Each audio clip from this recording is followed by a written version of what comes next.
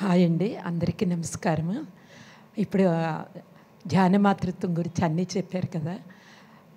మాతృదేవో భవ అన్నారు, అంటే ప్రథమ స్థానం తల్లికి ఇచ్చారు.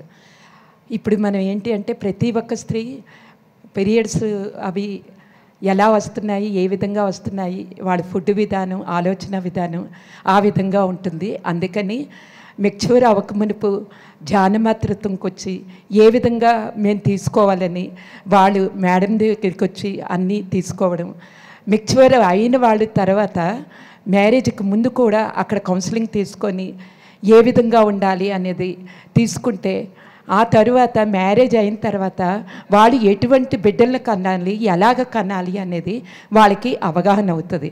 అయితే ఇక్కడ ఏంటి అంటే ఒక అభిమన్యుడు ప్రహ్లాదుడు అన్నారు కదా, అలాగే ఒక మహా అవతార్ బాబాజీ ఇటువంటి ఋషులు మునులు యోగులు భూమి మీదకి రావాలి అంటే హాస్టల్ మాస్టర్స్ ఎంతోమంది అక్కడ వేచి ఉంటున్నారు, తల్లిదండ్రులు ఎంచుకొని వస్తారు.